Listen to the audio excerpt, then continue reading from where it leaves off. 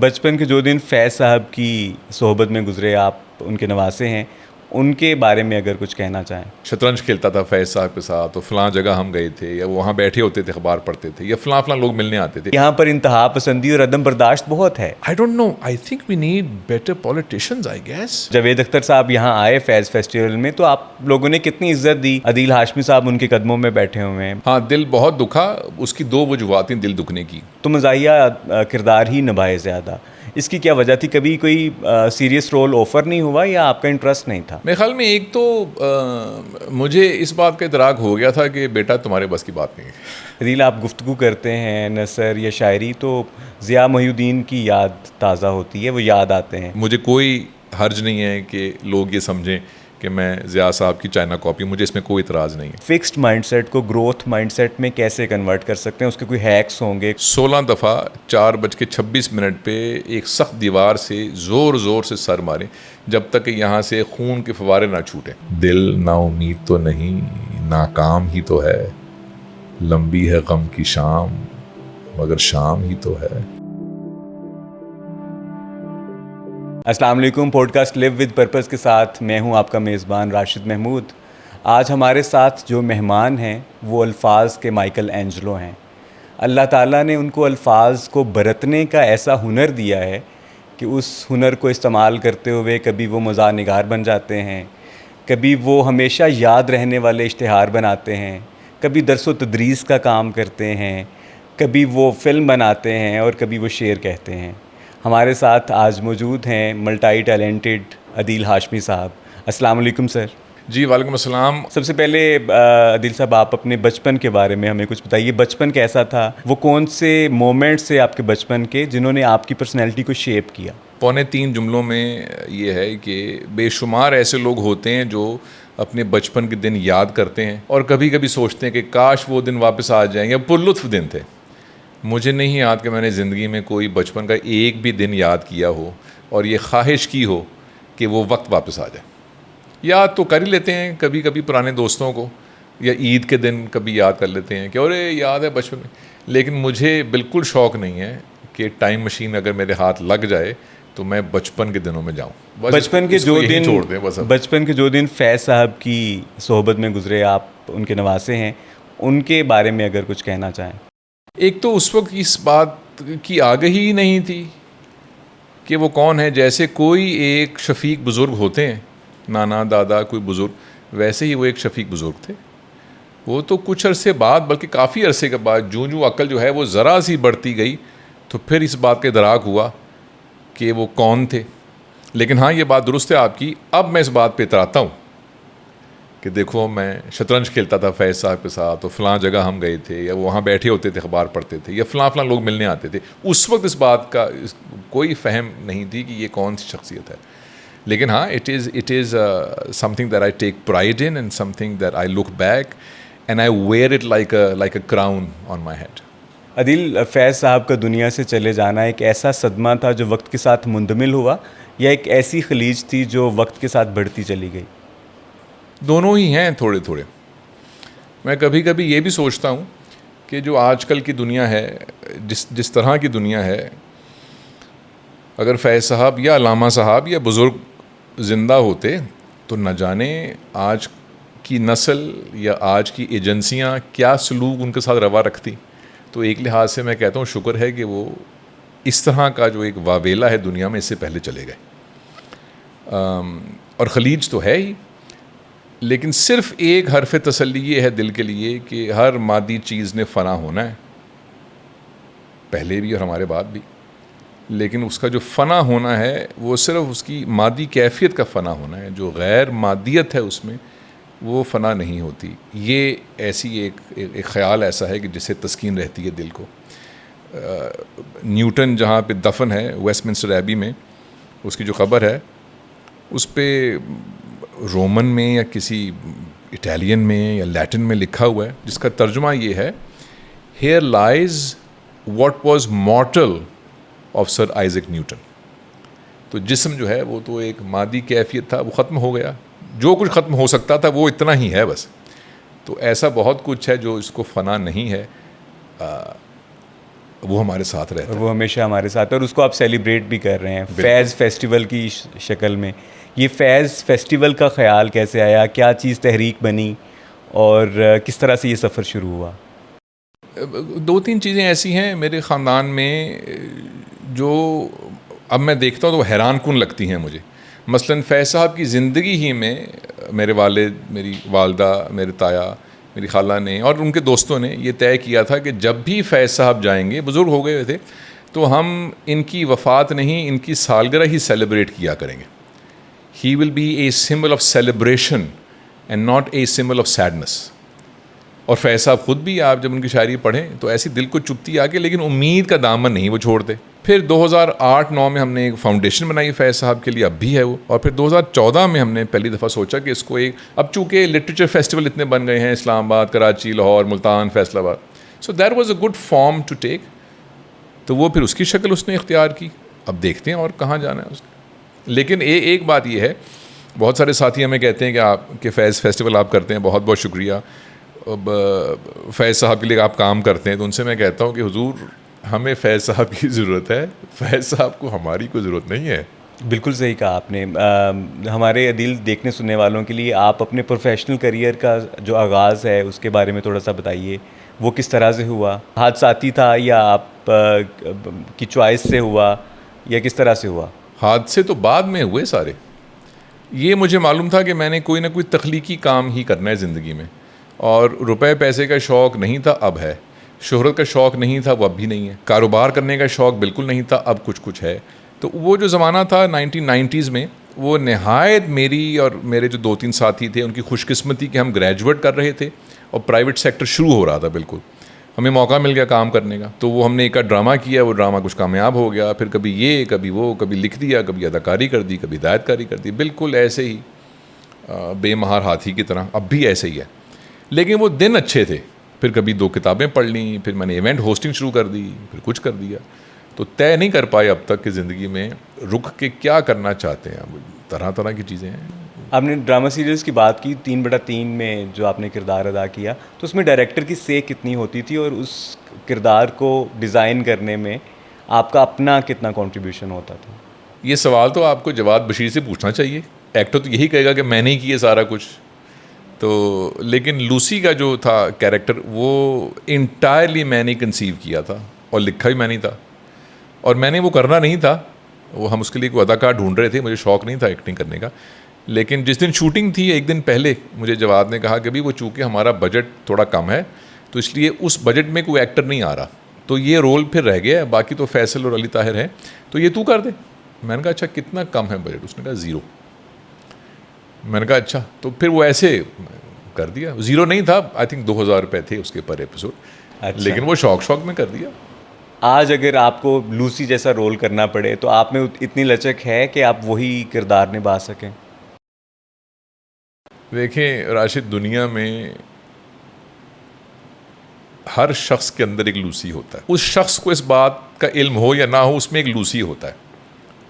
آپ ٹیلی ویژن پہ دیکھیے، تجزیہ نگار بڑے بڑے لوسی بیٹھے ہوئے ہیں. ہمارے فلم سٹار کچھ اب کے تو بہت اچھے ہیں، جو پرانے فلم سٹار ہیں وہ لوسی ہیں. ہمارے بہت سارے سیاستدان بھی ایک لوسی ہیں. ہمارے کرکٹرز کچھ لوسی ہیں. تو ہر شخص میں ایک نہ ایک لوسی ہوتا ہے. لوسیوں کی فوج تیار کر رکھی ہے ہم نے. یا ہر شخص آپ نے کر دیا، یا ہر شخص میں لوسیت ہوتی ہے.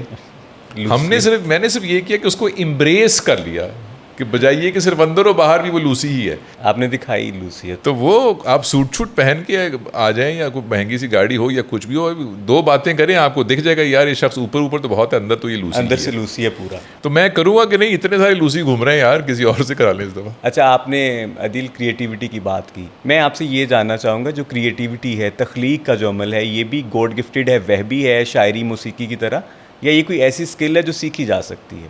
نہیں، یہ بالکل سیکھی جا سکتی ہے.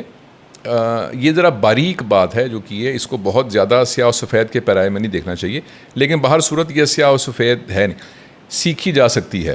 یہ پہلے یہ طے کی. یہ ایسا نہیں ہے کہ میری آنکھوں کا رنگ یا میرا قد کاٹ یا میں کہاں پیدا ہوں، یہ تو ہم نے بالکل نہیں چنا نا، یہ تو بالکل قدرت نے چنا ہے. لیکن ہم نے کافی کچھ چنا ہے اس کے بعد زندگی میں، یہ بات درست ہے کہ بہت سے عوامل سے اثر انداز ہو کے چنا ہے، لیکن چنا ہم نہیں ہے. میں نے کوٹ کون سا پہننا ہے، کھانا میں نے کون سا کھانا ہے، شعبہ میرا کیا ہوگا، وغیرہ وغیرہ. ماحول کیسا ہے اس کا بہت زیادہ اثر ہوتا ہے بدقسمتی سے کریٹیوٹی کے اوپر. یہ بہت اکیلے پن میں کرنا بہت ہی مشکل ہے. بہت ہی خدا داد ہو تو ہوتی ہے، ورنہ نہیں ہوتی. اس لیے فلمیں جو بنتی ہیں وہ ممبئی میں بہت بنتی ہیں، یا ہالی ووڈ میں بنتی ہیں، یا ڈرامے کراچی میں بہت سارے بنتے ہیں. تو اسی طرح یا رینیسانس کا جو دور تھا وہ اٹلی میں تھا، فلورنس میں تھا. اسی 100 سال میں بھئی ایسی کیا خوبی تھی اس 100 سال میں کہ کمبخت ماحول کا بہت اثر. بہت زیادہ وہیں پہ کام ہوا دنیا میں، اور کہیں پہ نہیں ہوا. بس وہ کچھ ہوتا ہے ماحول میں کوئی نہ کوئی، یہ اثر تو ہے. دوسری چیز ہے وہ مشق ہے. یہ جو مشق کرنا نا، یہ بھی بڑی زبردست چیز ہے کہ محنت تو مزدور کرتا ہے.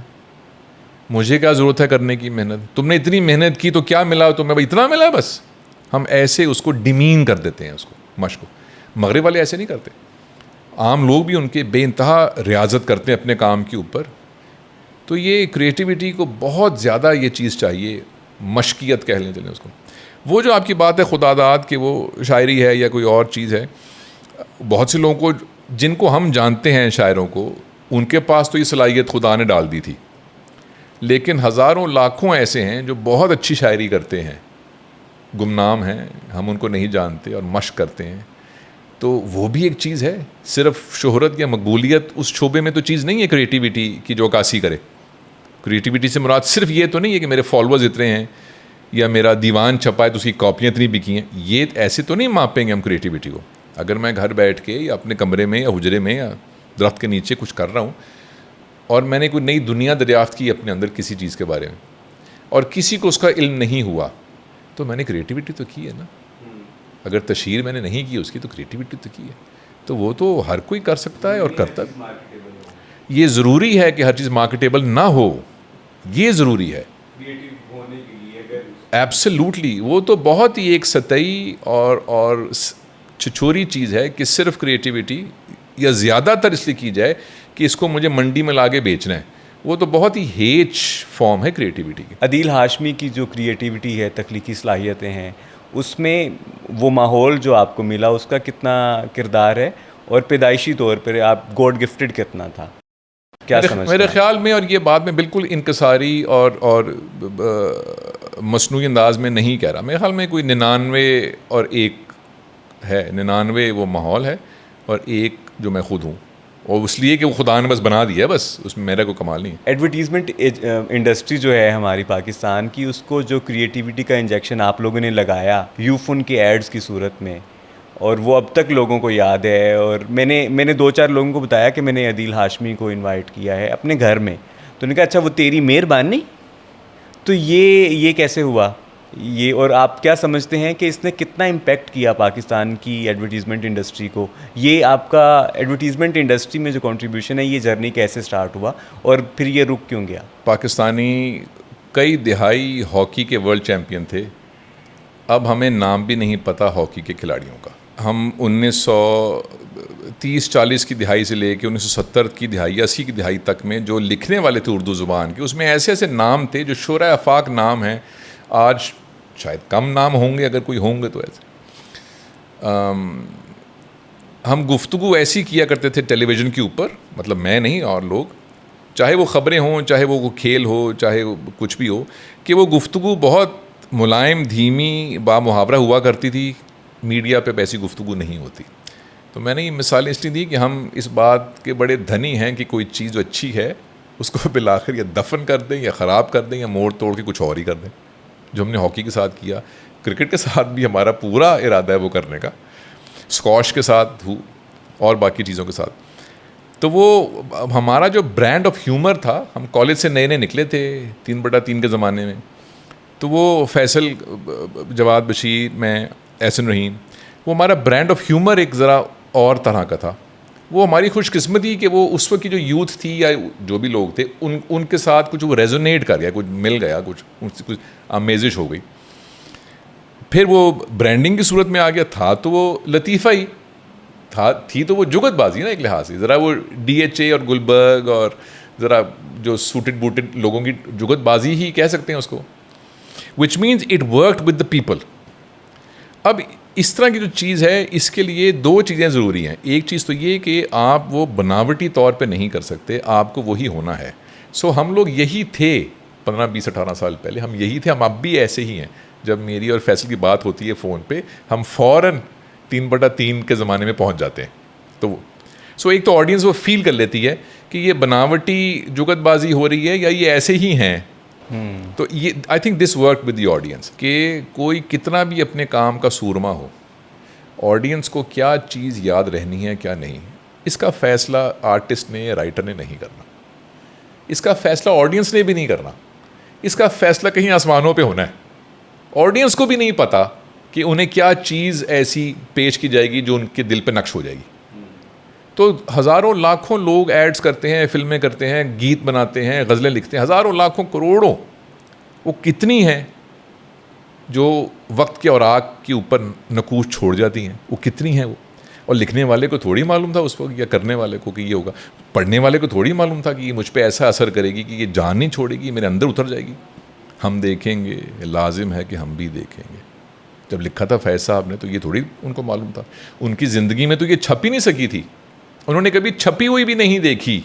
اور میں ابھی پڑھ رہا تھا ہفتہ 10 دن پہلے کہ ہندوستان کی ایک ریاست میں یا ایک شہر میں کوئی اسٹوڈنٹس تھے یا کون لوگ تھے, یہ بھی جنگ کے بعد, تو وہ یہ گا رہے تھے, تو ان پہ پرچہ کٹوا دیا بلیسفمی کا کہ تم یہ کیا گا رہے ہو. یہ ابھی کی بات ہے, ہفتہ 10 دن پہلے. So we don't know what will resonate with the audience. Nobody knows. We have no idea. اچھا, یہ تو آپ نے کہا کہ فیصلہ کہیں اور ہوگا کہ کیا چیز ریزونیٹ کرے گی کیا نہیں کرے گی, لیکن اوور آل جس تنزلی کا آپ نے ذکر کیا جو کہ ہر شعبے میں ہے, اور ایک کہت و رجال کی سی کیفیت ہے کہ اس طرح کے بڑے نام ہمیں کسی بھی شعبے میں نہیں ملتے, اس کی کیا وجہ ہے؟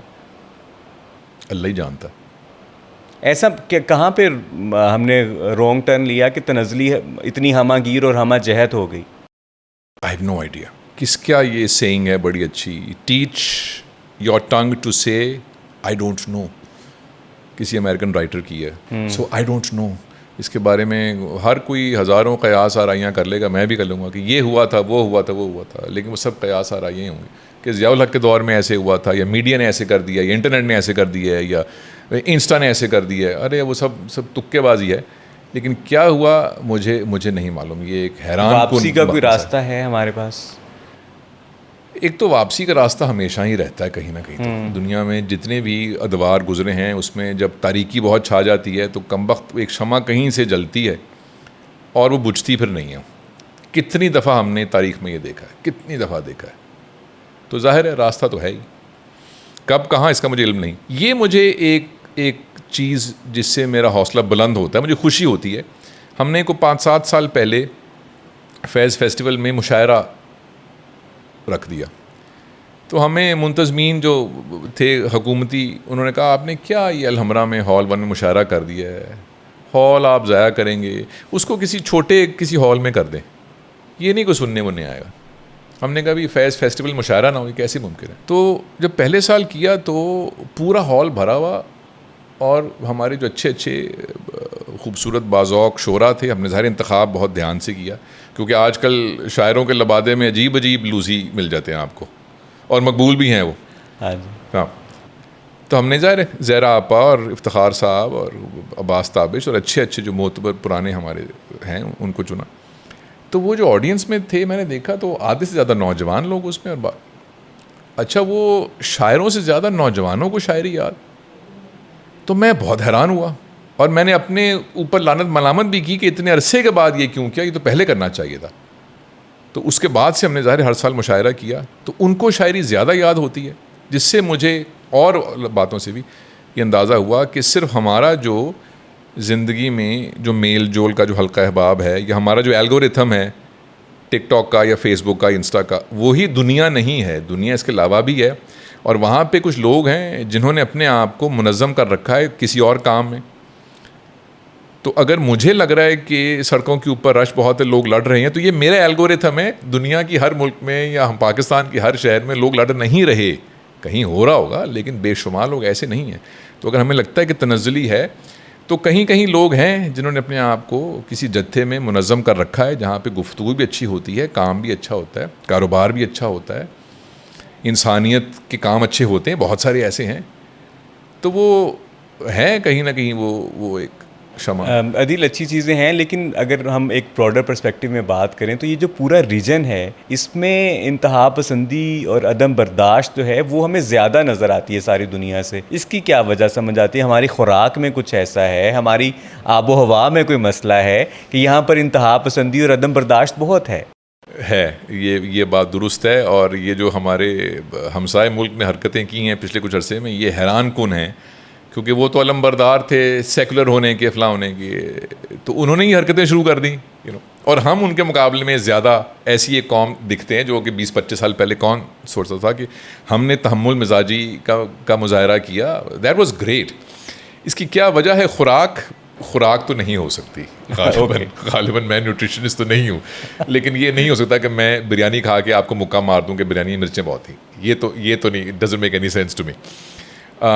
I don't know. مجھے یہ معلوم ہے کہ ایک تو یہ ریجن تو خیر بہت ہی بڑا ہوتا ہے، ملک بھی بڑا ہوتا ہے، شہر بہت بڑا ہوتا ہے، لیکن بہت زیادہ کوئی براڈ برش اسٹروک سے کوئی چیز نہیں دیکھنی چاہیے، کیونکہ پھر امریکہ نے ٹرمپ کو الیکٹ کیا ہے تو کیا امریکہ جو ہے وہ بے وقوفوں کا گڑھ ہے کیونکہ ٹرمپ کو الیکٹ کیا ہے؟ یہ بہت زیادہ ایک سویپنگ اسٹیٹمنٹ ہے. سو یہ جو ایک تصویر ہے اس ریجن کی، اس میں بے شمار چھوٹے نگینے ہیں جن سے بن کے تصویر بنتی. وہ تصویر ایک ہے بھی نہیں، کیونکہ اسی ریجن میں نہایت پرامن لوگ بھی ہیں، کروڑوں کی تعداد میں. بہت ایسے لوگ مل جائیں گے آپ کو، اگر کروڑوں نہیں تو لاکھوں تو ضرور مل جائیں گے، جن میں بے شمار برداشت ہوگی، جن کا ذہن بہت کھلا ہوگا. ہاں، وہ جو جب سیاسی لوگ غلبہ پا لیتے ہیں تو وہ جو کشتی ہے اس کا رخ موڑ دیتے ہیں، تو لگتا ہے کہ سب مسافر ادھر ہی جا رہے ہیں، لیکن اس کشتی میں ایسے بے شمار مسافر ہو سکتے ہیں کہ جو نہیں چاہتے کہ کشتی اس طرف جائے. سو اس لیے اس ریجن میں عدم برداشت بہت زیادہ ہے. ہاں ہے، کیوں ہے؟ I don't know. I think we need better politicians, I guess. Better politicians only. اگر عدیل ہم عدم برداشت کی بات کر رہے ہیں ہمسایہ ملک میں جس کا مظاہرہ ہوا، ہندوستان کہیں ہمسایہ ملک کیوں کہہ رہے ہیں؟ ہندوستان کہہ لیں، لیکن ان کے فنکار بھی پیچھے نہیں رہے. میں دیکھتا ہوں کہ جب جاوید اختر صاحب یہاں آئے فیض فیسٹیول میں تو آپ لوگوں نے کتنی عزت دی. عدیل ہاشمی صاحب ان کے قدموں میں بیٹھے ہوئے ہیں، جس طرح کہ ہم بزرگوں کی عزت کرتے ہیں. لیکن ابھی جب حالیہ یہ کانفلکٹ ہوا تو انہوں نے بڑے نازیبا کلمات کہے کہ اگر مجھے جہنم یا پاکستان میں سے کسی ایک کا انتخاب کرنا پڑے تو میں جہنم کا انتخاب کروں گا. تو آپ مجھے یہ بتائیے عدیل کہ یہ سنا جب آپ نے بیان تو کیسا محسوس ہوا؟ دل دکھا کہ یار یہ وہ ہے جس کی ہم اتنی عزت کرتے تھے، یا کیا فیلنگس تھیں؟ ہاں، دل بہت دکھا. اس کی دو وجوہات تھیں دل دکھنے کی. ایک وجہ تو یہ تھی کہ یہ طے ہو چکا تھا کہ بھائی جس قبیلے کے ہم لوگ ہیں، قبیلے کے لوگ ہوتے ہیں نا، شہریت ہوتی ہے یا لوگوں کی کاسٹ ہوتی ہے، ایک قبیلہ بھی ہوتا ہے، تو وہ قبیلہ یہ طے ہو چکا تھا نسل در نسل کہ ہم تو پرامن انسان دوست اس قبیلے کے لوگ ہیں. یہ طے ہو چکا تھا. تو یہی تو وجہ تھی گفتگو کی یا محبت کی یا ملنے ملانے کی. اور کیا وجہ تھی؟ کہ بھائی ہمارا قبیلہ ایک ہے. وہ قبیلہ کیا ہے؟ وہ آرٹ ہے، وہ برداشت ہے، وہ محبت ہے، وہ ایکسچینج آف آئیڈیاز ہے، وہ پیس ہے، اور وہ ریزسٹنس ہے. کس کے خلاف ریزسٹنس ہے؟ اب ان کا تعلق، ان کی فیملی کا تعلق کئی نسلوں سے اس مزاحمتی گروہ سے ہے جیسے ہمارا ہے، کہ بھی جب بھی کوئی ایسی سیاسی طاقت ابھرے جو جنگ کو یا عدم برداشت کو یا کسی اور مسئلے کے خلاف ہو تو اس کے خلاف ہم نے مزاحمت کرنی ہے. یہ قبیلہ ہے ہمارا. یہ قبیلہ تھوڑی ہے کہ ذرا سی کوئی ناراضگی ہو گئی تو چڑھ دوڑو. So it was quite shocking for all of us. ایک تو یہ. پھر اس میں 2-3 چیزیں اور بھی تھیں جو کہ فیکچولی انکریکٹ تھیں. ایک تو رائے ہو سکتی ہے نا، میری رائے بدل گئی فلاں کے بارے میں، اچھا بھی بدل گئی رائے، آپ کی رائے ہے بدلی جا سکتی ہے. لیکن کچھ باتیں جو فیکچولی انکریکٹ تھیں، مثال کے طور پر انہوں نے بات کی کہ کبھی ہندوستانی کسی بڑے آرٹسٹ کو مدعو نہیں کیا گیا پاکستان. اور مثال دی انہوں نے لتا منگیشکر کی کہ 1950 60 70 کی دہائی میں جو سب سے مقبول آرٹسٹ تھیں وہ لتا جی تھیں، اور کبھی پاکستان نے لتا جی کو کبھی نہیں بلایا. یہ فیکچولی انکریکٹ ہے. ایک تو بہت دفعہ بلایا، وہ آتی نہیں تھیں. پھر 1950 60 70 کی دہائی میں جو مقبول ترین آرٹسٹ تھے وہ دلیپ کمار صاحب تھے. کیونکہ فلم سٹار کی پل ہمیشہ سنگر سے زیادہ ہوتی ہے. تو دلیپ صاحب آتے. تو 1986 میں he was a state guest of Pakistan, اور وہ اسٹیٹ گیسٹ ہاؤس میں رکے تھے آ کے ضیاء الحق کے دور میں. تو ہماری آمریت جو ہے وہ ان کی جمہوریت سے زیادہ آرٹسٹوں کو بلاتی ہے. پھر ہمارے گھر بھی وہ آئے تھے. تو ایسی باتیں. پھر کتنے سال سے صرف فیض فیسٹیول پہ کتنے ہندوستانی آ چکے ہیں. ان کا جی کوئی بڑا آرٹسٹ نہیں آیا. ارے شبانہ کتنی دفعہ آئیں, یہ خود 2-3 دفعہ آئے. نصیر الدین شاہ نے کئی دفعہ پرفارم کیا ہے الحمرا میں تھیٹر, اور بے شمار لوگ داستان گو اور ڈانسرز, کتنے کے نام بتاؤں میں, نندتا داس جی, شمیلا ٹیگور آئی تھیں LLF کے اوپر, تو یہ تو میں نے آپ کو بھی گنوا دیا 8-10. So it was shocking for us کہ ارے یہ کیا ہوا. فیض صاحب کا ایک مصرع ہے کہ لو تم بھی گئے, ہم نے تو سمجھا تھا کہ تم نے باندھا ہے یاروں سے پیمانے وفا اور. تو بس اس کو بات کو یہیں رہنے دیجیے. لیکن ہم پہ بھی بہت نکتہ چینی لوگوں نے کی کہ آپ لوگ کو ایسا جواب دیں. ہم دیکھیے 2 طرح کا کاروبار ہو سکتا ہے, یا نفرت کا یا محبت کا. تو طے کر لیں کہ کاروبار کون سا ہے. کسی کا کاروبار اگر محبت کا ہے اور کسی کا نفرت کا ہے, بھئی ہمارا تو محبت کا کاروبار ہے, ہم تو نفرت کا کاروبار کرتے ہی نہیں. اگر کوئی کرے ہم سے کاروبار نفرت کا, ہم اس کے عوض محبت ہی دیں گے. ہم تو بالکل کلیئر ہیں اس کے اوپر. اب وہ بدقسمتی ہے, کتنا اچھا موقع تھا اکٹھے ہونے کا اور سٹینڈ لینے کا, لیکن وہ نہ صرف یہ کہ وہ ضائع ہوا بلکہ وہ کسی اور سم چلا گیا. تو اس سے کافی دکھ ہوا ہمیں, اور بہت دوستوں کو وہاں بھی بہت دکھ ہوا. ابھی تو وہاں کے حالات ہیں, یہ کبھی نہ کبھی تو بادل چھٹیں گے نا. یہ جو سیاہی ہے یہ ہمیشہ تو نہیں رہے گی. پہلے بھی نکلا سورج, اب بھی نکلے گا. تو جب نکلے گا سورج تو پھر دیکھیں گے کہ کتنے ساتھی جنہوں کا وہاں بھی دل دکھا ہے, کہہ رہے یار. عدیل صاحب, آپ کا ویسے آپ ایک سنجیدہ مزاج آدمی ہیں, لیکن آپ نے ہمیشہ مزاح کا انتخاب کیا, مزاح نگاری بھی کی, اور جب ایکٹنگ بھی کی آپ نے تو مزاحیہ کردار ہی نبھائے زیادہ. اس کی کیا وجہ تھی؟ کبھی کوئی سیریس رول آفر نہیں ہوا یا آپ کا انٹرسٹ نہیں تھا؟ پہلے تو میں کوشش کروں کہ آپ اگلے 3 دن جاگتے رہیں. وہ اس لیے کہ جیسے آپ نے کہا مزاحیہ, تو اس کو آپ مزاح کہتے ہیں, وہ بھی مزاح ہے. میں چاہتا ہوں کہ ہلکی سی زیر زبردست ہو, لطف آئے گا. دونوں چیزیں ساتھ ساتھ ہی ہوتی ہیں.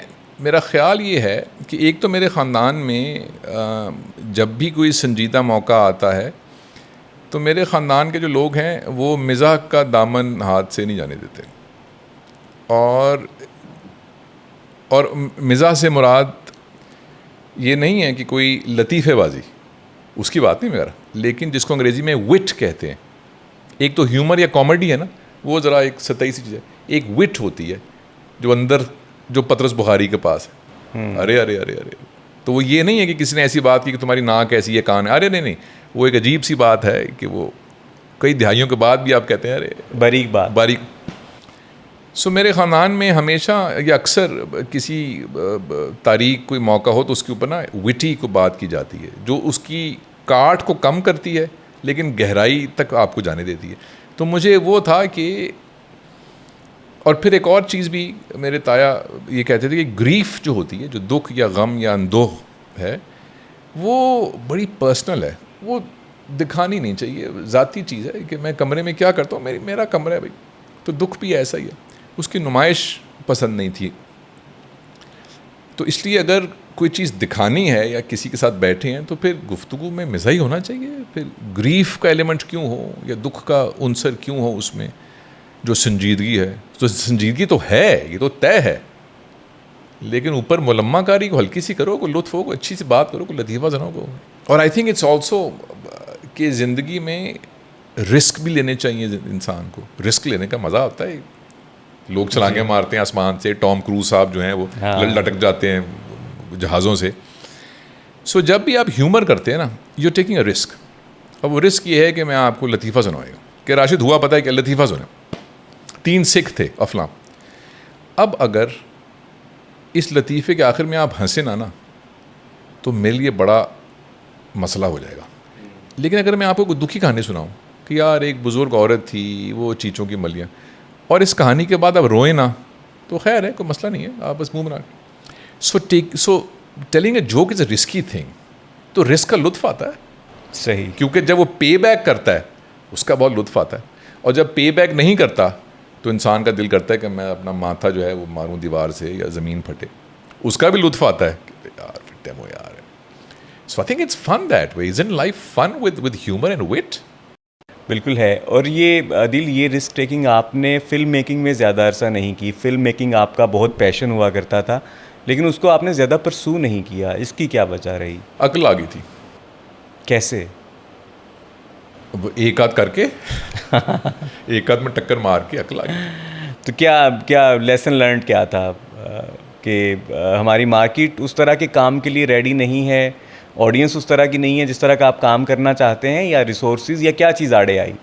میرے خیال میں ایک تو مجھے اس بات کا ادراک ہو گیا تھا کہ بیٹا تمہارے بس کی بات نہیں ہے. یہ میں سچی بتا رہا ہوں آپ کو, کہ جیسے کسی کو شوق ہو کرکٹ کھیلنے کا اور وہ بہت زور لگاتا ہو, اور اس کے آس پاس کے لوگ یا ویسے, یا وہ ٹی وی پہ دیکھے کسی اور ملک کے کرکٹرز جو ہیں وہ کیسے ایفرٹ لیسلی کھیل رہے ہیں, تو اس کو یہ خیال ہو کہ شوق تو مجھے بہت ہے لیکن یہ میرے بس کی بات نہیں ہے. تو یہ کلب میں ٹھیک ہے بس, یا شام کو 4-6 دوستوں کے ساتھ ہی آدھا گھنٹہ بالنگ کر لیا کرو ٹیپ بال کے ساتھ, اتنا کافی ہے. یہ میں نے وسیم اکرم یا عمران خان نہیں میں نے بننا. صحیح. سو آئی تھنک وہ لاشعوری طور پہ وہ ہو گیا تھا. اور وہ آسان اس لیے بھی تھا کہ چونکہ ہمارے ملک میں الحمدللہ وسائل اور جو ریٹرنز ہیں وہ ایسی ہیں ہی نہیں جو انڈیا میں ہیں یا امریکہ میں ہیں. تو اس لیے کوئی لالچ بھی نہیں آگے کرنے کی. یا تو لالچ ہو کہ دیکھو ایک فلم ہٹ ہو تو آپ عامر خان بن جاتے ہیں, یا ایک فلم ہٹ ہو تو ٹام کروز بن جاتے ہیں, یا ایک فلم ہٹ ہو تو آپ کی اوپنہائمر بن جاتے. وہ ہے ہی نہیں, وہ پاسبل, وہ ممکن ہی نہیں ہے. تو اس لیے کوئی لالچ بھی نہیں تھی, کیونکہ فلم میں جو ایک اس کی ایک چکا چوندیت ہے نا, وہ بڑی کشش ہوتی ہے اس کی. تو وہ روپے پیسے کی اور شہرت کی ہی ہوتی ہے نا, کہ اتنے ملینز کا بزنس کیا اور یا یہ ہوا یا کان فلم فیسٹیول میں پہنچ گئے. تو وہ تو ہے ہی نہیں. وہ تو تقریباً ناپید ہے اس ملک میں کہ آپ ایک فلم آپ کی ہٹ ہو تو آپ تمام عمر کچھ نہ کریں زندگی میں. یہ نہیں ہو سکتا. تو جب وہ بھی نہیں ہے اور وہ بھی نہیں ہے, وہ بھی نہیں ہے, اور ٹیلنٹ بھی کو بہت زیادہ نہیں ہے, اور آس پاس کسی کو جب کرتے دیکھا دوستوں یاروں کو یا اوروں کو, تو سب کو اس رستے میں گرتے ہوئے دیکھا ہے, تو پتہ لگا کہ یار یہ شوق تو بہت ہے لیکن بس شوق ہی ہے, یہ ہونا مجھ سے کچھ نہیں. اور اس میں اتنے وسائل اور اس میں اتنا وقت اور اتنا خون ڈلتا ہے. میرے پاس نہ وسائل ہے, نہ خون ہے, نہ دماغ. تو اچھا, جیسے بے شمار خواہشیں ہیں, بالکل شعر نہیں پڑھوں گا میں غالب کا ہزاروں خواہشیں والا, بالکل نہیں پڑھوں گا.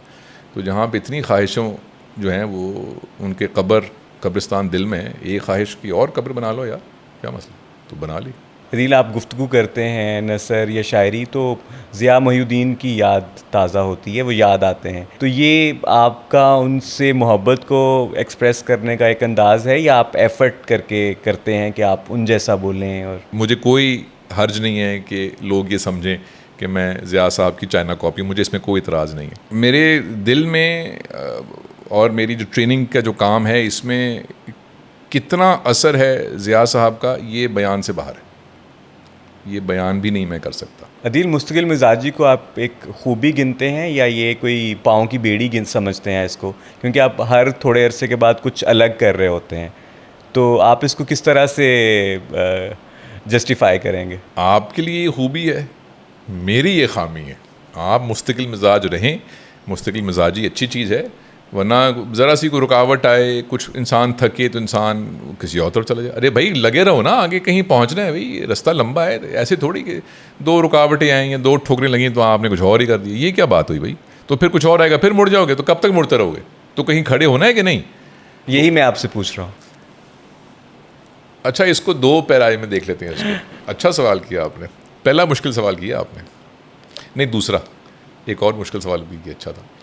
وہ یہ ہے کہ شعبے کے اعتبار سے مستقل مزاجی جو ہے اس میں اگر آپ تنوع چاہتے ہیں یا اس میں آپ چاہتے ہیں کہ اپنی میں سمت بدل دوں, دیٹس فائن. کس چیز میں مستقل مزاجی ہونی چاہیے, یا چلو اس کو استقامت بھی کہہ سکتے ہیں. آپ کی جو اقدار ہیں اس میں آپ یہ نہیں کر سکتے یا کرنا چاہیے آپ کو کہ آج تو میں آنیسٹ ہوں تو کل میں نہیں ہوں, اور پرسوں میں ڈیلیجنٹ ہوں تو ترسوں. ارے تو جو آپ کی اقدار یا ویلیوز ہیں اس میں تو آپ کو مستقل رہنا چاہیے. تو اس میں تو میرے اندر ہے مستقل مزاجی. کاروباری پیشے میں نہیں ہے, ارے وہ تو دنیاوی چیز ہے نا, اندر میں بہت مستقل مزاج. ذوق بدلتے رہتے ہیں. اچھا, آپ کو کیا لگتا ہے کہ جو انسان کی تخلیق ہے اس کا کوئی ڈیوائن پرپز ہے یا بس ایسے ہی ہم نے پرپز کو پیر کی بیڑی اور ایک جھگڑا بنایا ہوا ہے کہ find your purpose, find your purpose? اللہ اکبر. اچھا تو بات یہاں تک پہنچ چکی ہے. جی ہاں. اچھا دیکھیے اس کمرے کا یا اس دیوار کا رنگ کیا ہے، یہ اگر مجھے فرد کی سطح پہ طے کرنا ہے کہ کیا رنگ ہے تو یہ میری آنکھ کا عدسہ یا میری اینک طے کرے گی کہ اس کا رنگ کیا ہے. تو میں اگر ابھی اینک اتار کے کسی اور رنگ کی پہن لوں تو دیوار کا رنگ بدل جائے گا اور پھر ایک اور رنگ بدل جائے گا ایک اور. اب اگر میں نے سائنسی طور پہ دیکھنا ہے تو اچھا بھی سب اینک اتار کے اس کے اوپر ایک کیمیائی تجزیہ کر کے دیکھو کہ کیا رنگ ہے. تو یہ تو بے مقصد چیز ہی ہے کہ اس کا ایک کیمیکل فارمولہ آ جائے گا تو میں کیا کروں گا اس کو. تو یہ جو زندگی کا مقصد ہے، انسان ہونے کا جو مقصد ہے، یہ کچھ ایسے ہی پیچیدہ اور پرپیچ بات ہے. جس اینک سے دیکھیں گے اس اینک سے آپ کو ایک مقصد نظر آ جائے گا اس کا. کس اینک سے میں دیکھتا ہوں، کیونکہ 8 ارب لوگ ہیں، 16 ارب آنکھیں ہو گئی ہیں، شاید زیادہ ہوں اس سے بھی، تو ان کے تو مقاصد یا آنکھیں فرق ہیں. میں آپ کو بتا دیتا ہوں کہ اس لمحے اس دور میں جب میں آپ سے گفتگو کر رہا ہوں تو کیا مقصد ہے، کیونکہ یہ پچھلے مہینے پچھلے سال کچھ اور تھا اور پرسوں کچھ اور ہو سکتا ہے. اس لمحے کا بتا دیتا ہوں میں آپ کو.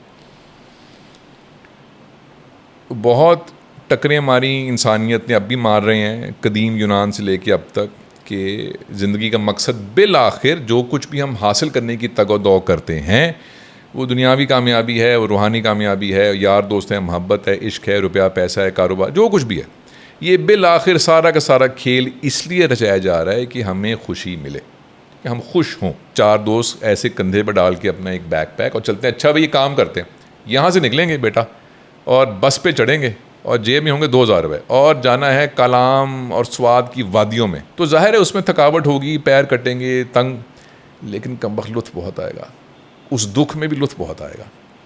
تو اگر گھر سے لوگ نکلیں آرام دہ سفر کے لیے تو اگر آدھا گھنٹہ بھی رکنا پڑ گیا کہیں پہ یا ٹریفک ذرا سی بھی جیم ہوگی تو کوفت ہو جائے گی. تو آپ کا سوال کہ انسان کا مقصد کیا ہے، پہلا جواب تو یہ ہے کہ کس انسان کا، میں تو اپنے بتا سکتا ہوں، میرا ایڈونچر ہے. شاید اس لیے وہ جو جتنی دفعہ میں نے یو ٹرن تو خیر نہیں لیا لیکن لیفٹ رائٹ ٹرن لیے زندگی میں کہ اچھا بھی اگلا ایڈونچر چاہیے. یہ ایڈونچر جو ہے it is not good enough اور بگ انف اور exciting enough for me any more. What's the next adventure? میرا یہ ہے.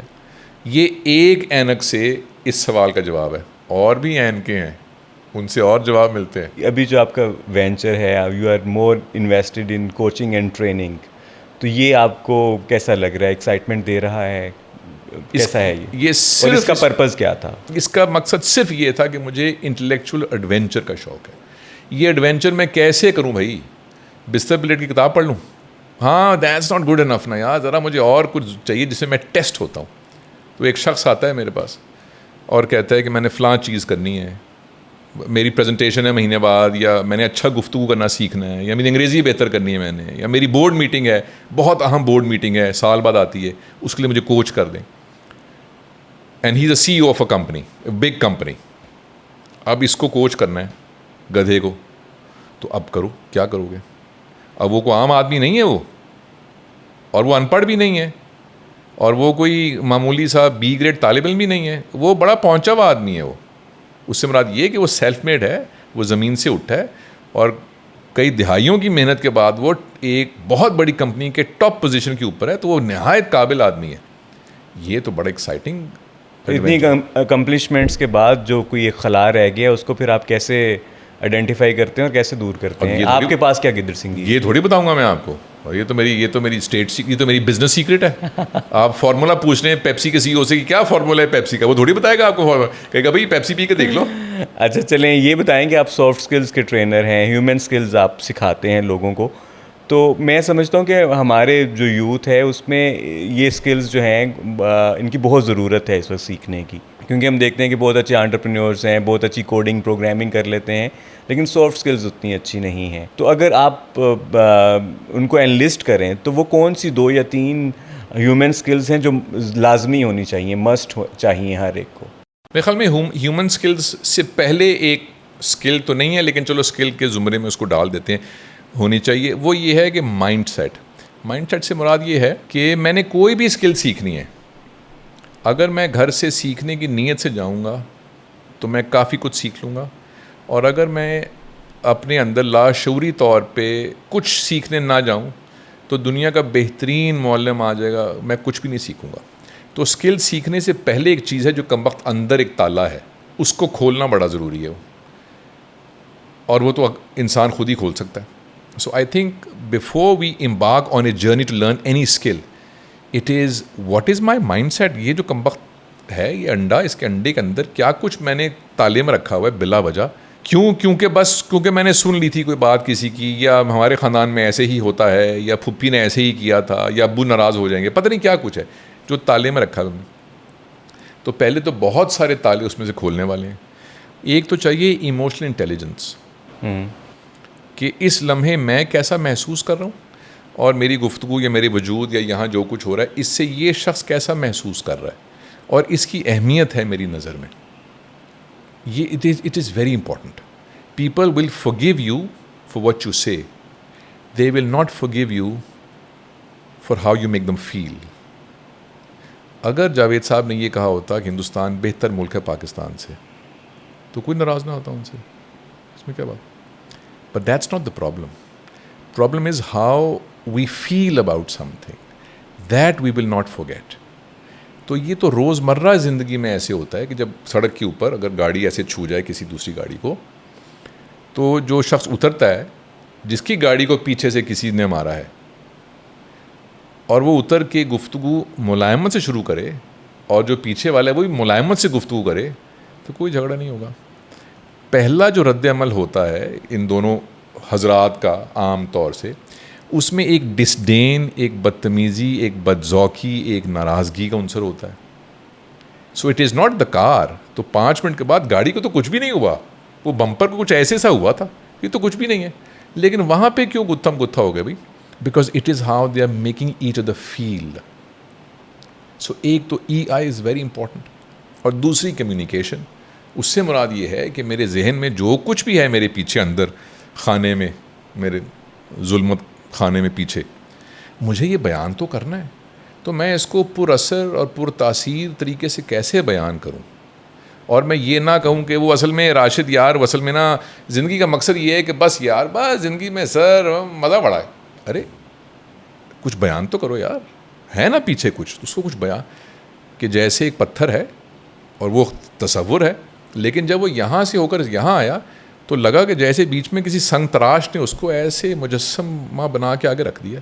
ایسے خیال کو چھیل کے ایسے پیش کرو جیسے کوئی ملازمہ فروٹ لے کے آئی ہے خوبصورت سا کٹا ہوا۔ ایسی تو نہیں، میں نے آپ کو آغاز میں مائیکل اینجلو کہا تھا، آپ کرتے ہیں یہ الفاظ سے مجسمہ سازی کرتے ہیں۔ اچھا عدیل، آپ نے مائنڈ سیٹ کی بات کی، ایک فکسڈ مائنڈ سیٹ کو گروتھ مائنڈ سیٹ میں کیسے کنورٹ کر سکتے ہیں؟ اس کے کوئی ہیکس ہوں گے، کوئی فارمولہ، کوئی کوئک فکس اگر ہے تو بتا دیں۔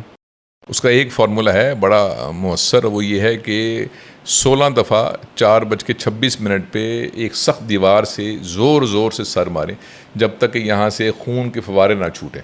ایک طریقہ تو یہ ہے۔ آپ کے جو دفتر ہے اس سے بمشکل 50 گز کے فاصلے پہ، نام لے لیتا ہوں، KFC ہے، اور یہ لاہور شہر کا، شاید پاکستان کا لاہور شہر کا سب سے پہلا KFC تھا یہ سامنے والا۔ اس زمانے میں ہمیں علم نہیں تھا، تو پیسے اکٹھے کیے، ہم یہاں پہنچ گئے، اور ہمارا ایک دوست وہ یہاں کا مینیجر لگ گیا۔ اچھا، تو ہم نے ہوا کہ KFC جانا، تو ہم چلے گئے۔ اب یہ بات ہے 1990 کی دہائی کی۔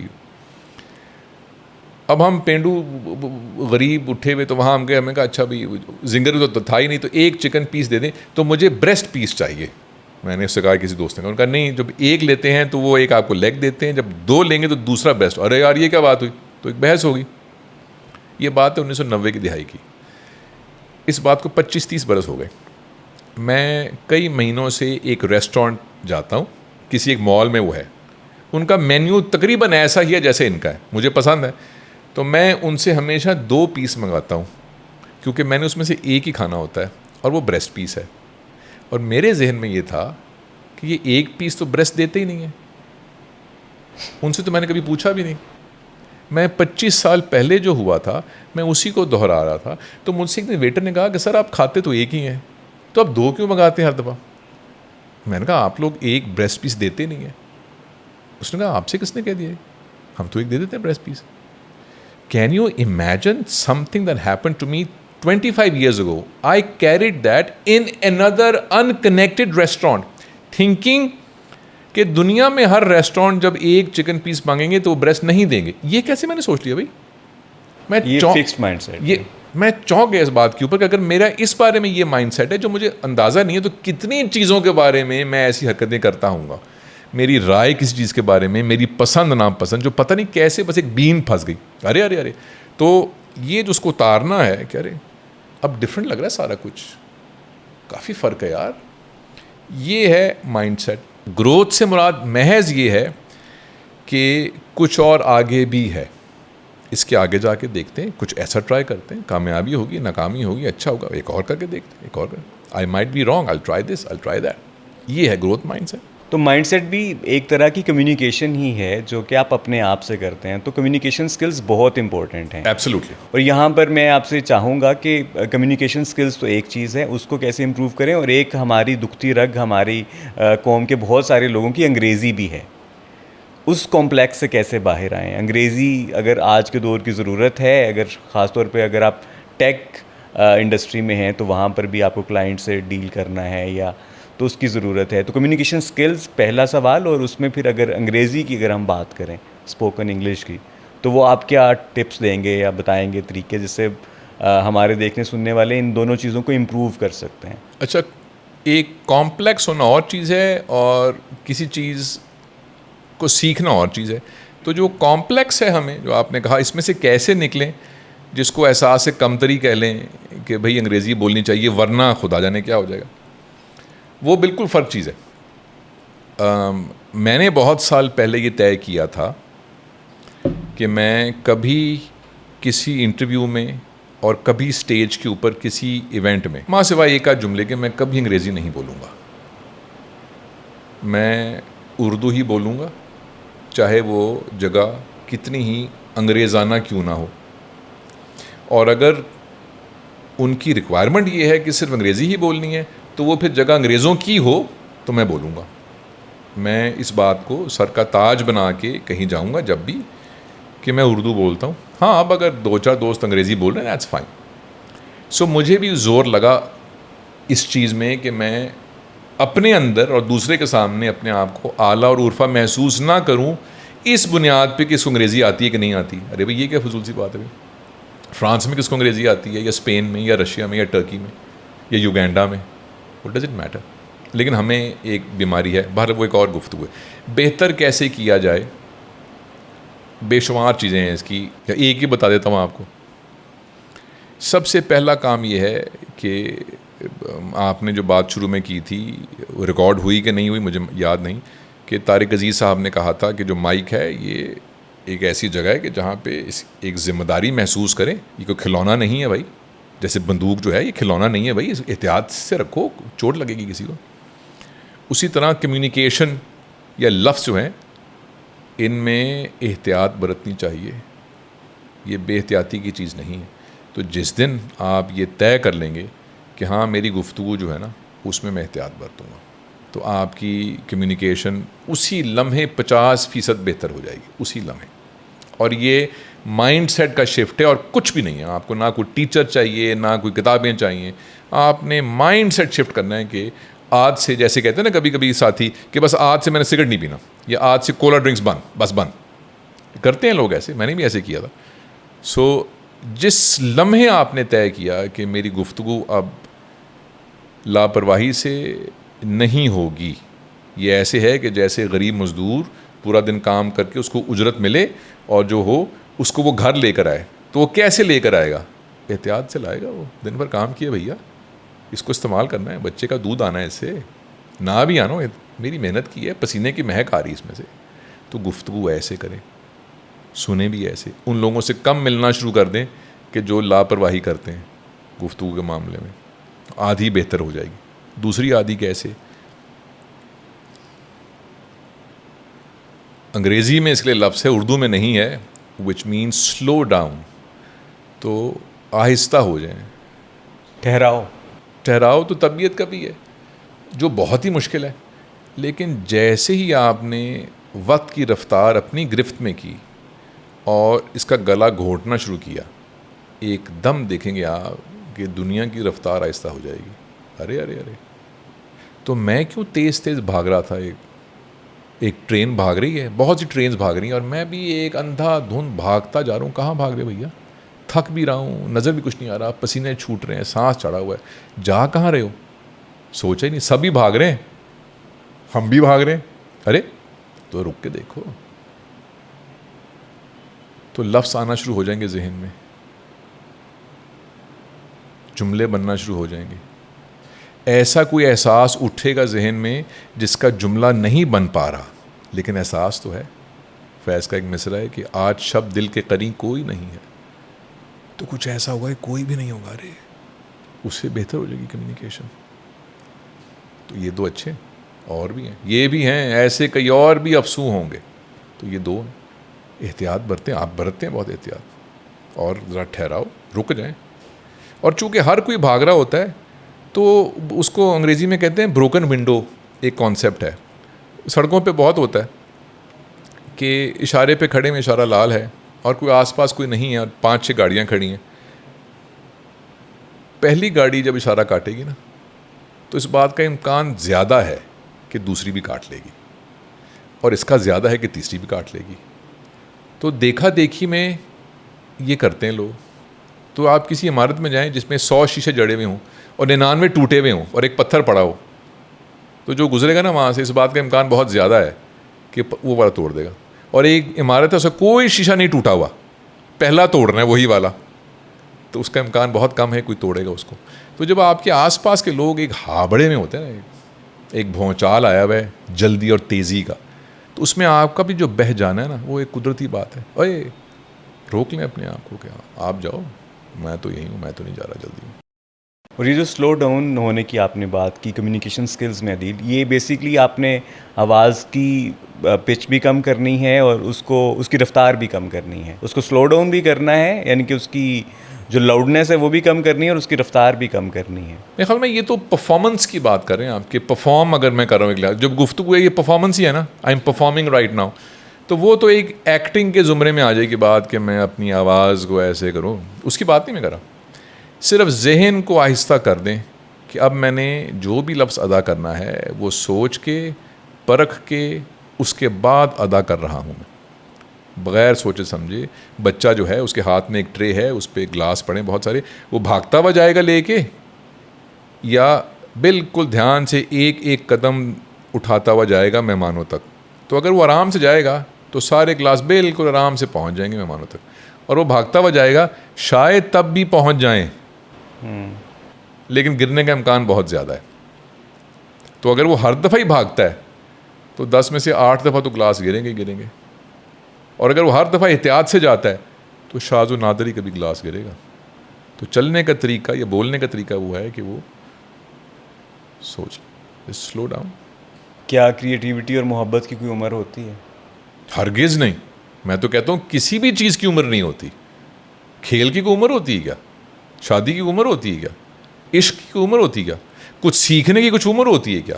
شاعری شروع کرنے کی عمر ہوتی ہے کیا؟ کسی بھی چیز کی عمر نہیں ہوتی.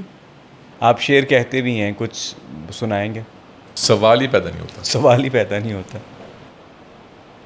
کیا وجہ کیا ہوئی؟ میری محبوبہ ہے جو میں پردے میں رکھتا ہوں, میں کیوں اس کا پردہ ہٹا کے آپ کو دکھاؤں کہ یہ میری محبوبہ ہے؟ میں جانوں وہ جانے. خوبصورتی جو ہے اس میں دوسروں کو بھی کا بھی حصہ ہوتا ہے. خوبصورت چیز تو سب کو خوبصورت لگتی ہے. یہ تھوڑا سا مین نہیں لگتا کہ آپ کیوں خوبصورتی کو چھپائیں دوسروں سے؟ ایک تو آپ نے پتہ نہیں کیوں سوچ لیا کہ وہ جو چیز پردے کے پیچھے وہ خوبصورت ہے, یہ تو کوئی شرط نہیں ہے. دوسری یہ بات درست ہے کہ خوبصورتی بانٹنی چاہیے. دیکھو یار, اس سے بھی خوشی ملتی ہے. کسی اور کو اس چیز کو دیکھ کے خوشی ہو تو آپ کو اور خوشی ہوتی ہے کہ دیکھو یہ کوئی چیز ہے. ذکر اس پریوش کا اور پھر بیاں اپنا. مجھے ایسے لگتا ہے کہ میں جب کوئی ایک کا جملہ یا مصرع تو نہیں کہوں گا, جملہ ہی کہوں گا اس کو, کیا میں اور کیا میری بساط, اگر میرے ذہن میں کبھی یہ تاثر ہو کہ یہ جو میں لکھ رہا ہوں یہ کبھی میں کسی کو سناؤں گا تو مجھے لگتا ہے کہ میں اپنے جو خیالات ہیں ان میں ملاوٹ محسوس کرتا ہوں, کیونکہ اب میں اس میں نمائش کا عنصر ڈال دوں گا, کیونکہ میں نے کسی کو یہ پیش کرنی ہے.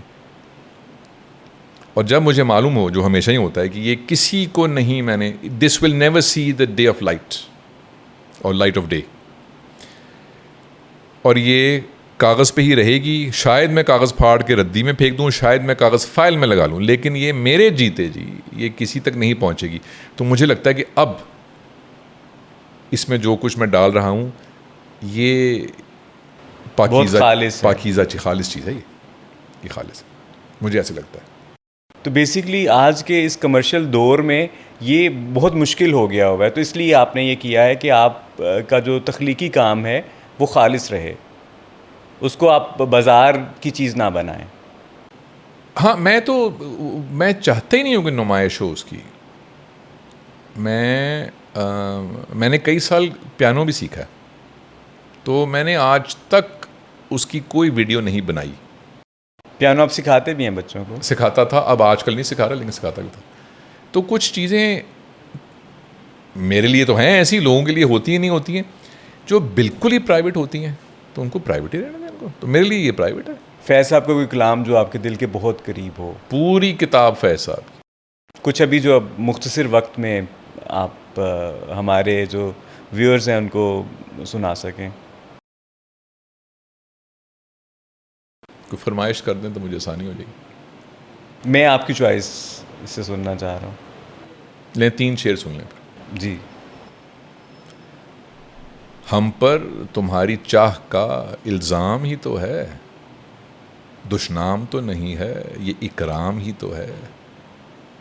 دل مدعی کے حرف ملامت سے شاد ہے, اے جانے جاں یہ حرف تیرا نام ہی تو ہے. دل نا امید تو نہیں, ناکام ہی تو ہے. لمبی ہے غم کی شام مگر شام ہی تو ہے. لمبی ہے غم کی شام مگر شام ہی تو ہے. تو یہ جو شام ہم پہ آئی ہوئی ہے, کتنے آپ پر امید ہیں کہ سویرا قریب ہے؟ 2050 کے پاکستان کو کیسا دیکھتے ہیں آپ؟ بہت بہتر. میں ہر آئندہ سال کے پاکستان کو گزشتہ سال سے بہتر دیکھتا ہوں. 100 کمیاں ہوں گی, 100 کوتاہیاں ہوں گی, 100 اختلافات ہوں گے اپنی جگہ, لیکن ہر آئندہ کا جو پاکستان ہے وہ گزشتہ سے بہتر ہے. اور یہ صرف پاکستانی, پوری دنیا, انسانیت ہی ایسی ہے. وہ ایک شوق ہے میڈیا کو بھی, اور جو لوگ بہت سوچتے نہیں ہیں, یہ کہنے کا کہ وہ پرانے دن ایسے تھے, آج کے دن ایسے ہیں. یہ بالکل سائنسی طور پہ اور تاریخی طور پہ بالکل غلط بات ہے. جو انسانیت نے ترقی کرتی آئی ہے, انسانیت مجموعی طور پہ, یہ نہیں کہ کسی ایک جگہ پر ہے, ایسا نہیں ہے, مجموعی طور پہ. آج سے 50-100 برس پہلے کے جہاز دیکھیے اور آج کے جہاز دیکھیے. جب ایک جہاز گرتا ہے تو وہ خبر بن جاتی ہے. 20 لاکھ فلائٹس اڑتی ہیں دن کی, 20 لاکھ. تو کتنی بہتری آئی اس میں. تو انسانیت میں بھی بے شمار بہتری ہے, پاکستان میں بہت بہتری آئی. 2050 تو خیر بہت دور ہے, آپ تو یہیں ہوں گے, شاید آپ کے 2-4 بال سفید ہو گئے ہوں, ہم یہاں پہ نہیں ہوں گے, لیکن بہت بہتر ہوگا. بے شمار معاملوں میں بہت بہتر ہوگا, اور بہت سے معاملوں میں بہتری ابھی چاہیے ہوگی. تو وہ تو انسان کے وجود کے ساتھ پنہا ہے کہ بہتری چاہیے. So I am always full of hope. اگر انسانیت نے تب تک, یا 2-3 بیوقوفوں نے تب تک دنیا کو تباہ نہ کر دیا, وہ ایسی کوئی انہونی بات نہ ہو, خدا کرے کہ نہ ہو, تو انسانیت بہتری کی طرف ہی جائے گی. 2050 کا پاکستان آپ بہت بہتر اور بہت پروگریسو دیکھتے ہیں. اور ہمارے جی پروگریسو تو پتہ نہیں مجھے, لیکن بہتر ضرور ہے. اور ہماری جو یوتھ ہے, ہمارے جو نوجوان ہیں, آپ کو کیا لگتا ہے, will they be able to turn the tables? وہ کچھ اچھا بدلاؤ لا پائیں گے, یا پولیٹیکل کہہ رہے ہیں آپ, لا پائیں گے کہیں؟ ہر اسپیکٹ آف لائف میں. وہ تو لا چکے ہیں آلریڈی, اور آئندہ بھی لاتے رہیں گے. امریکہ کی ایک رائٹر ہیں, پولیٹزر پرائز ونر, کا نام ہے Pearl book.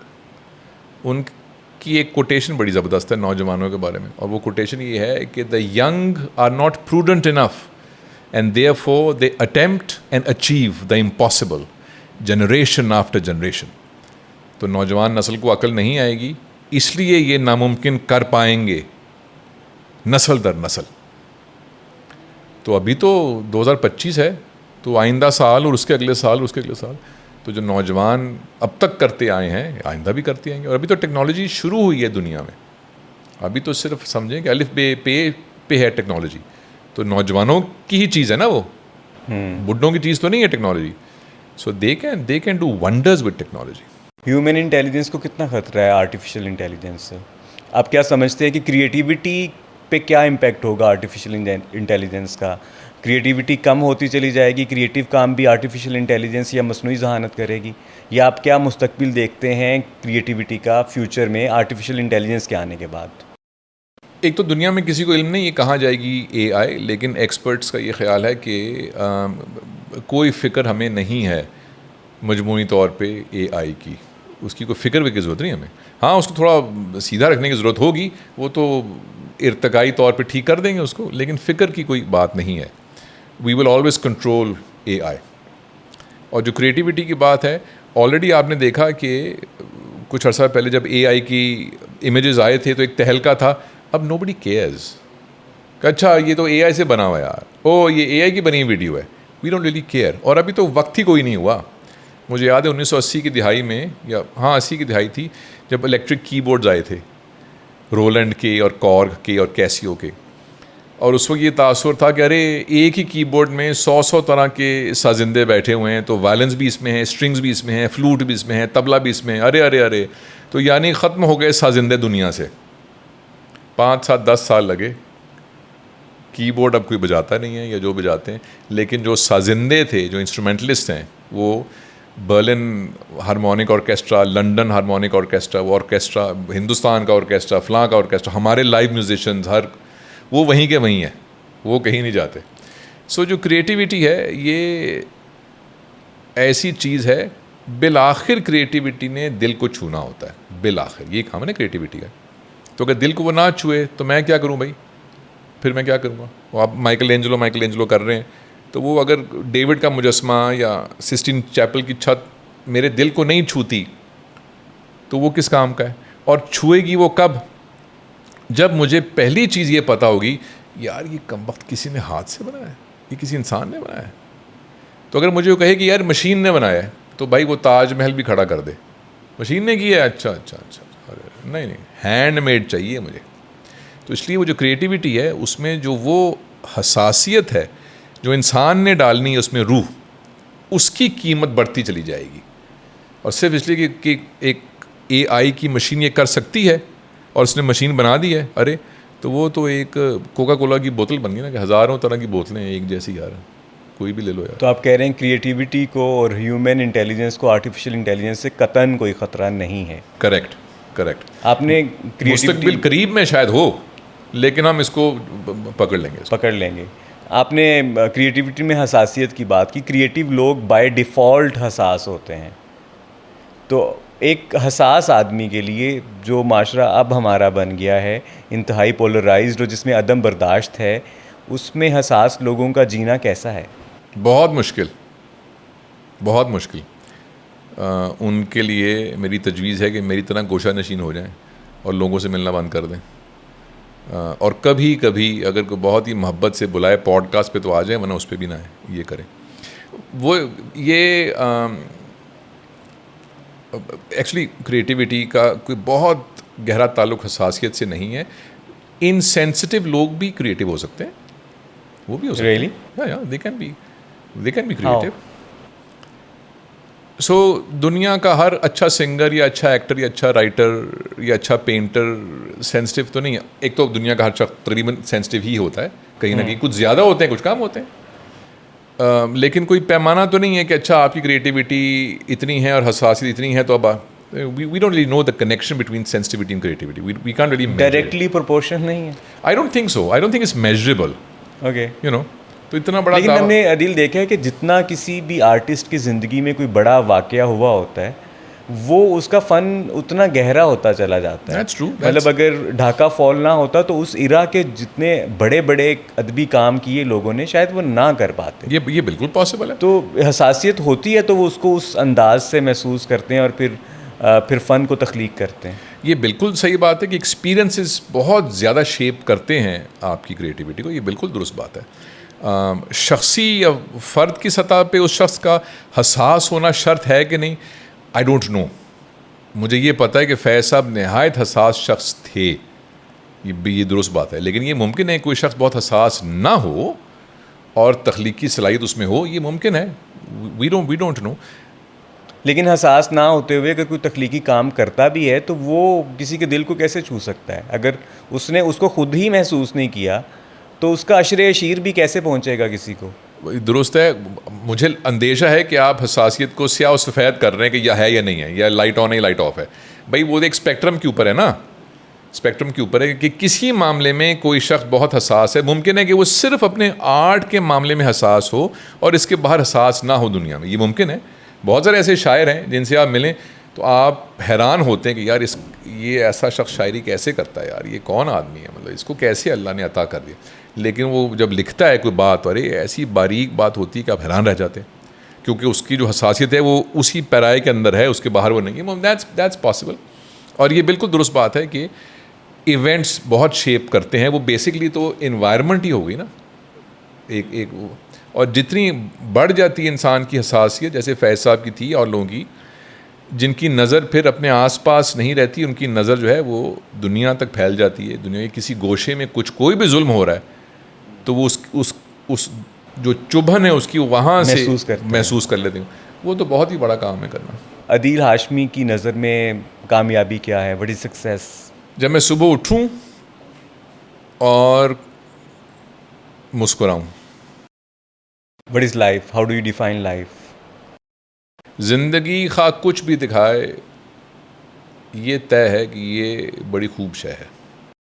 What is purpose of life? مقصد حیات کیا ہے؟ ایڈونچر, اندر کی دنیا کا ایڈونچر, اس کی نئی جگہیں تلاش کرنا.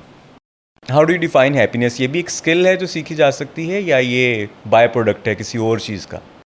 یہ تو کوئی اسکل کی ضرورت نہیں ہے. آپ رات کو 5 منٹ فون بند کر کے اندھیرا کر کے اپنے بستر پہ بیٹھ جائیں اور سوچیں کہ یار what makes me happy really, کیا چیز ہے جو واقعی مجھے اچھی لگتی ہے. اس لیے نہیں کہ اماں ابا کہتے ہیں یا منگیتر کہتی ہے یا 4 لائکس ہیں, اس لیے نہیں, جو مجھے واقعی مجھے مزہ آتا ہے. واٹ میکس می ہیپی, تو جواب مل جائے گا آپ کو. اس میں ذرا گہرا جانا پڑے گا اندر, لیکن اپنے اندر.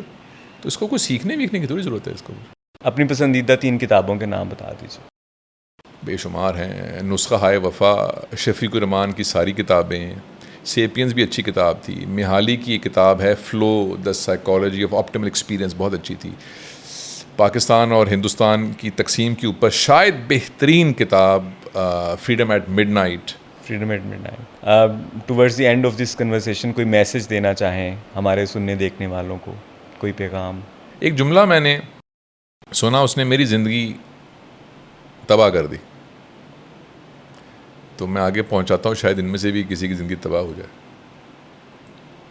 وہ جملہ یہ تھا کہ کوئی ایسا کام یا ایسی حرکت یا ایسا فعل جو آپ کرتے ہیں اور یہ جانتے ہیں بلا شبہ کہ یہ غلط ہے, وہ کرنا بند کرتے ہیں. Stop doing the things that you know for sure are wrong. Stop them. اور دیکھیں کیسے زندگی اوپر جاتی ہے آپ کی. The best advice you ever received in your life? بہترین نصیحت جو آپ کو کبھی ملی ہو.